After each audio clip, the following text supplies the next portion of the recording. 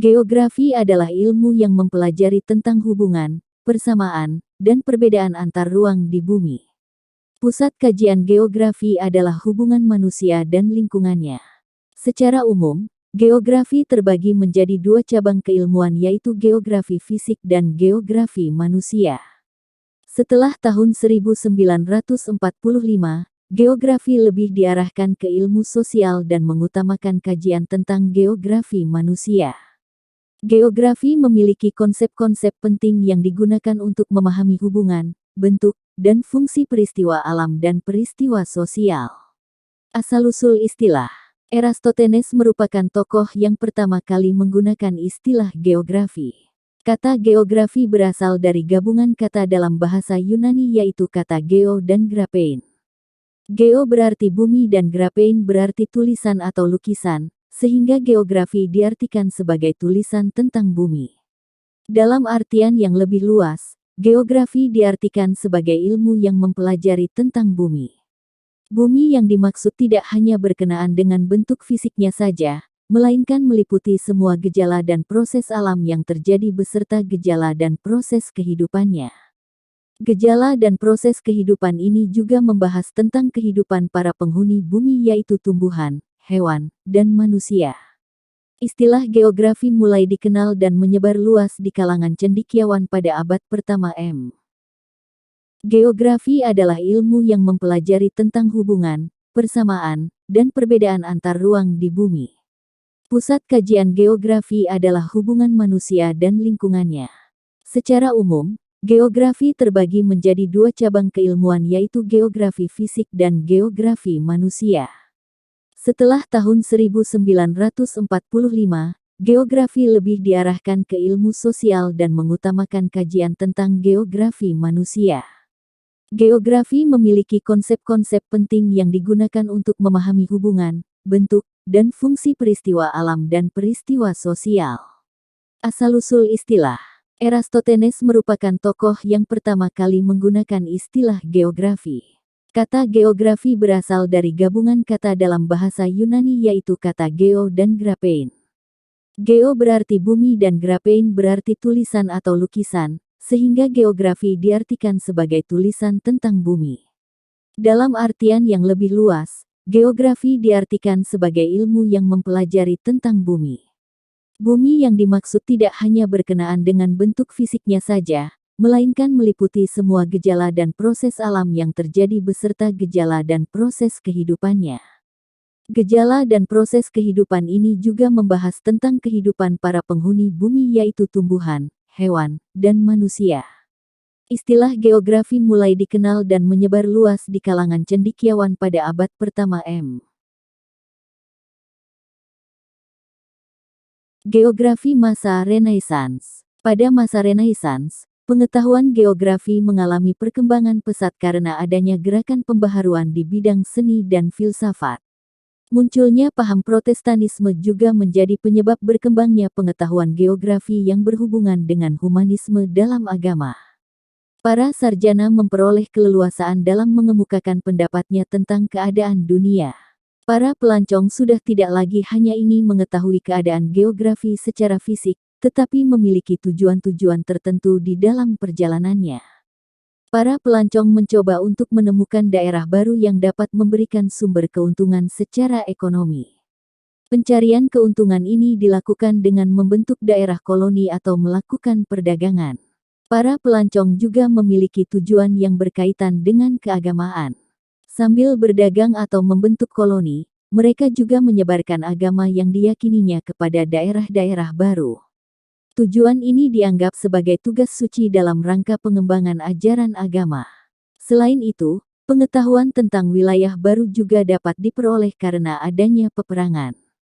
Keinginan untuk mencari keuntungan ekonomi dan penyebaran agama dapat menimbulkan konflik sosial pada berbagai kepentingan-kepentingan yang berbeda. Perbedaan kepentingan ini kemudian menimbulkan konflik yang memicu terjadinya peperangan untuk memperebutkan pengaruh kekuasaan. Sifat penulisan geografi masih bersifat deskriptif meskipun penemuan geografi telah dilakukan dengan tujuan-tujuan ekonomi, agama, dan kekuasaan. Selain itu, Penjelasan-penjelasan yang diberikan belum ditulis dengan memperhatikan gejala yang teramati. Para pelancong juga melakukan perjalanan menjelajahi daerah baru untuk dijadikan sebagai petualangan. Hasil petualangan tersebut kemudian digunakan untuk menambah pengetahuan tentang bumi. Pada masa ini juga terjadi perkembangan pesat tentang konsep geografi yang bersifat matematis. Para sarjana mulai memperoleh keleluasaan karena pengaruh gereja mulai berkurang.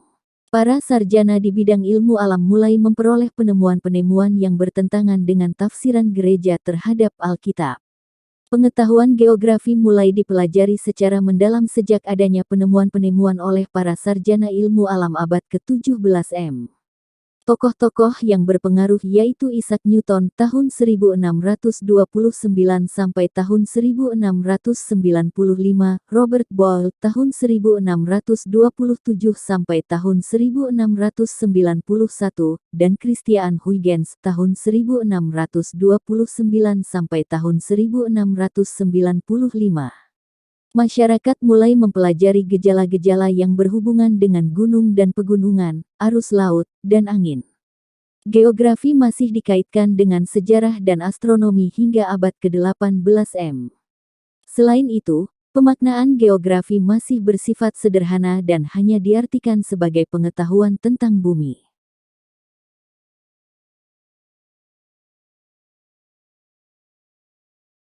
Geografi modern. Pada akhir abad ke-18 Masehi, mulai berkembang pandangan tentang geografi sebagai suatu disiplin ilmiah. Selain itu, geografi juga mulai dipandang sebagai pengetahuan yang dapat dimanfaatkan secara praktis. Sebaliknya, paham tentang geografi manusia mengalami kemunduran di kalangan para sarjana pada masa awal dan pertengahan abad ke-19 Masehi. Kemunduran pengetahuan terjadi di Eropa Barat, khususnya di Inggris dan Berlin. Di Inggris, ilmu tentang geografi manusia tidak berkembang setelah Alexander Maconochie mengundurkan diri dari pekerjaannya sebagai ilmuwan geografi manusia. Di Universitas Berlin, geografi manusia tidak mengalami perkembangan. Penyebabnya adalah tidak adanya penerus dari ilmuwan geografi bernama Karl Ritter yang wafat pada tahun 1859. Pada akhir abad ke-19 Masehi, ilmu tentang geografi lebih dipusatkan kepada pengetahuan geologi dan metode ilmiah yang berkaitan dengan geologi. Kajian yang dilakukan lebih mengutamakan tentang iklim, tumbuhan, dan hewan, serta bentang alam. Di Amerika Serikat, ilmu geografi mengalami perkembangan pesat di kalangan ilmuwan ilmu terapan. Bentang alam dan sumber daya air mulai dipelajari oleh John Wesley Powell tahun 1834 sampai tahun 1902. Pengetahuan ini kemudian digunakan untuk mengetahui penggunaan tanah di suatu tempat dengan sebaik-baiknya. Konservasi sumber daya juga mulai diperhatikan dan dikaji oleh George Perkins Marsh tahun 1801 sampai tahun 1882. Marsh mengemukakan pandangannya tentang konservasi sumber daya dalam pendahuluan bukunya yang berjudul Man and Nature, or Physical Geography as Modified by Human Action, 1864. Marsh mengembangkan pemikiran Alexander von Humboldt dan Ritter untuk mengemukakan pemikirannya tentang pengaruh manusia terhadap kerusakan alam. Geografi mutakhir.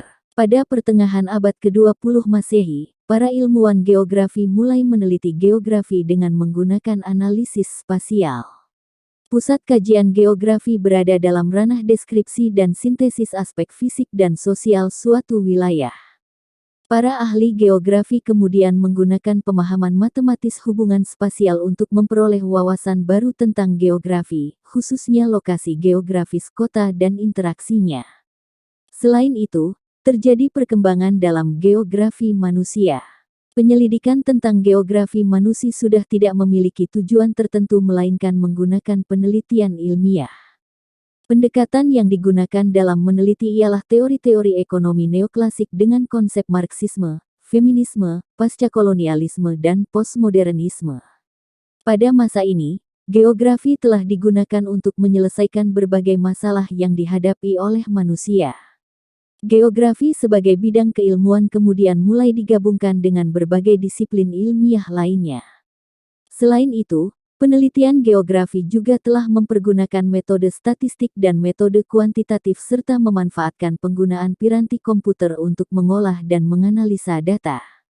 Pengadaan data geografi juga telah menggunakan citra satelit sehingga informasi yang diperoleh menjadi lebih tepat dan akurat. Penggunaan citra satelit dalam kajian penelitian geografi dipelopori oleh para geograf Amerika Serikat dan Swedia pada tahun 1960 dengan menerapkan metode kuantitatif. Citra satelit digunakan pada geografi fisik dan cabang geografi lainnya dengan bantuan piranti komputer. Penggunaan citra satelit ini kemudian diterapkan di berbagai negara maju. Terima kasih, jangan lupa subscribe, like, dan komen.